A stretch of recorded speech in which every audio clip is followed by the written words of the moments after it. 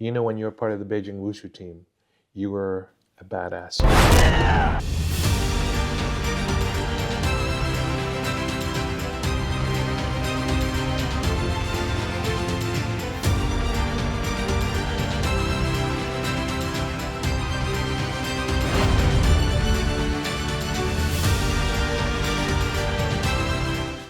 Today your wushu becomes history. Fine.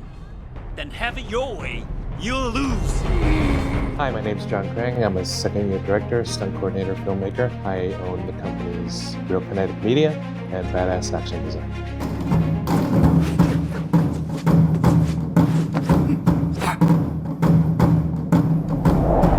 I was a martial artist before I moved to LA, and I got into stunts fighting Jet Li on The Master. This for you, Chinese cook.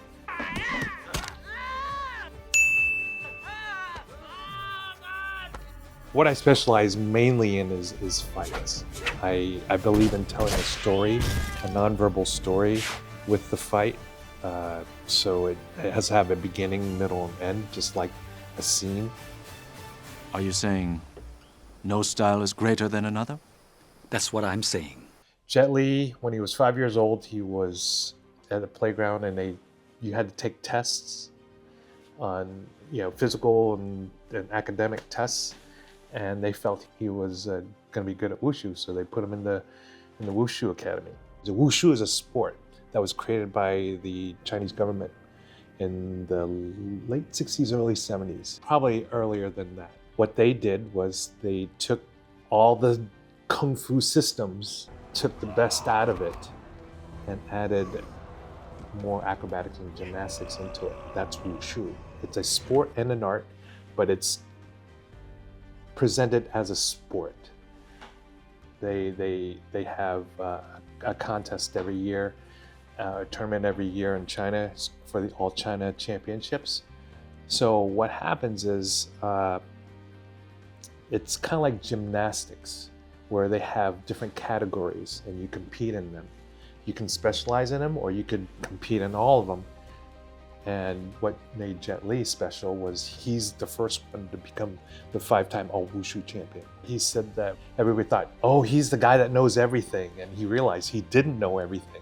So he started going around to these older masters and started learning, what Tai Chi was and all this stuff. And he really learned the deeper philosophical roots and the understanding of why they did certain things.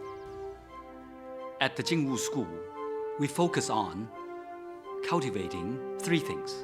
These are the training of the physical, mind, and the spirit. For each member, Wushu trains and disciplines the body. All disciplines are respected equally. Exchange of knowledge and mutual respect is the key. This way, we can stand strong as a nation. Now, each major city or province in China has a wushu team. The most elite one is the one in Beijing, and that's what Jet Li was a part of. You know, when you were part of the Beijing Wushu team, you were a badass. It's like the elite of the elite. He traveled all over the world as a kid doing wushu. What was interesting was he was a part of the team. I think it was maybe 6, 7, or 8 years old. He performed wushu on the White House lawn after when Nixon first went to China, and they sent a bunch of people back here to expose the Western culture about what wushu was. There was a picture of him doing a 2-man form in front of Kissinger and Nixon and his wife while they're watching it in the White House lawn. They've got these big smiles on their face. He ended up winning the wushu, the all-around wushu championship 5 years in a row, and because of that, he became China's national treasure.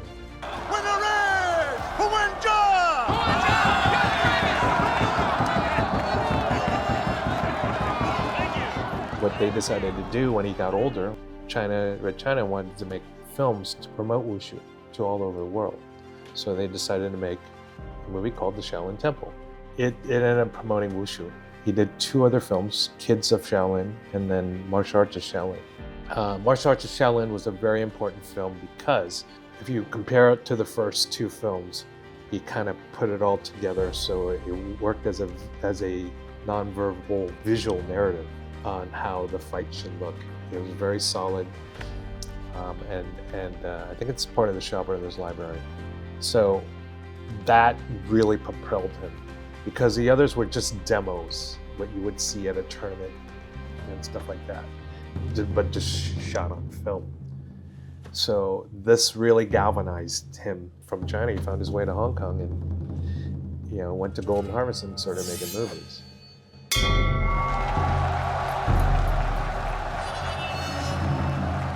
Go ahead.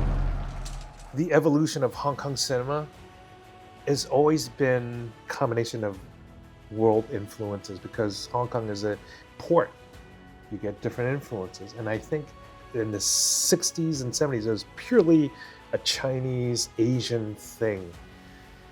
Then as they began to sell it to the world, they got influenced from the reactions and started watching and studying more world cinema.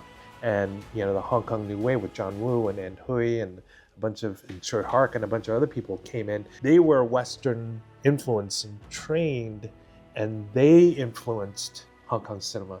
And Jet was part of that ride.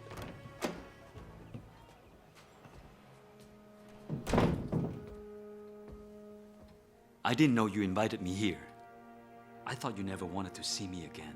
I can never forget our friendship. Not ever. Here, come, sit down. He's an amazing guy, amazing martial artist. Why? When I met him in '87, he was still trying to prove himself. I mean, he didn't need to prove himself, but I understand where he came from at that time. It was one of his first Hong Kong films, different than what he did in the mainland, in mainland China. Because he's dealing with seasoned martial arts film actors and stars and stunt professionals and seasoned filmmakers. So he's still trying to figure it out.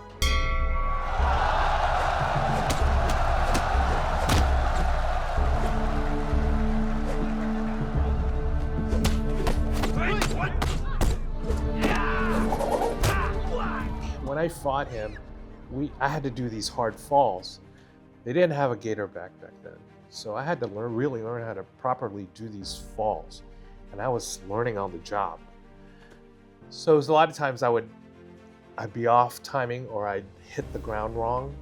And he'd like look at me like he expected more from me. And I was like going, okay, all right, I get it. I wasn't at that level. Stuff like that. He was like, come on, get it together. He was very to the point about what he needed done. If you look at his career from that point till up to Fearless, man, he grew exponentially. He became a great actor. He doesn't come from the Hong Kong, Beijing opera type of school of acting where it's very, external and like Jackie and Samuel. He's completely different. He's very internal. I think he's kind of a combination of Meiko Kaji and Clint Eastwood. You see it in the eyes. He's very subtle, and I think that's what draws people in.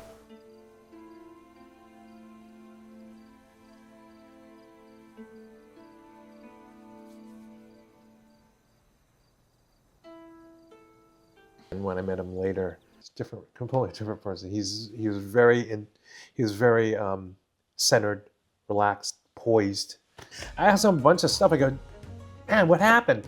And he goes, well, I ended up moving from China, lived in Hong Kong more each year. I'd move and I'd stay there longer and longer, and I got better, and my girlfriend was an actress, and I watched her and I learned how to act, and I was able to draw from my background what I went through and all the pain and suffering and all the stuff I went through, and I was able to figure out how I was able to act on camera, and you see it in Fearless. I mean, that was like, it showed a lot of range. Here he is, this China's national hero.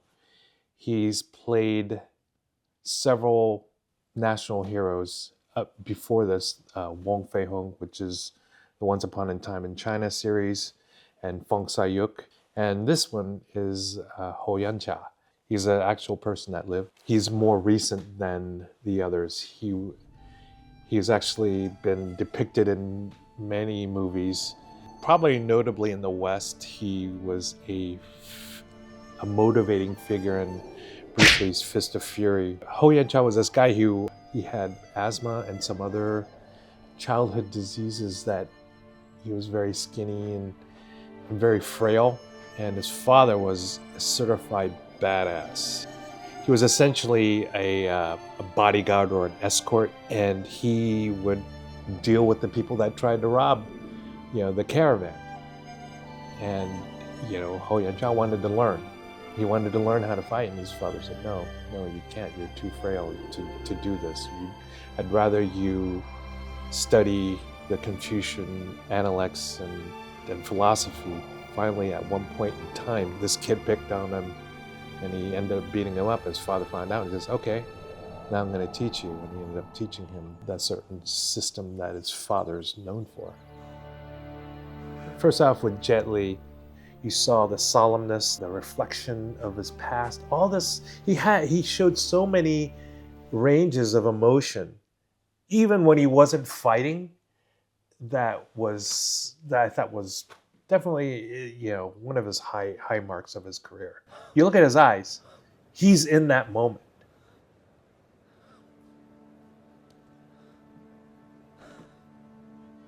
Who? When? Ja!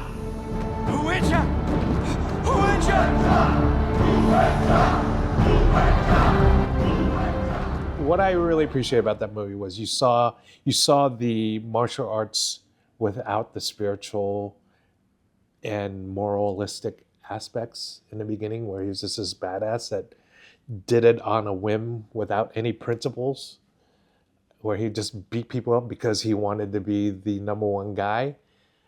And then he had this epiphany, he lost his family for it. He destroyed his relationship with his close friend who was always by his side. And he picked the wrong students because they kissed his ass.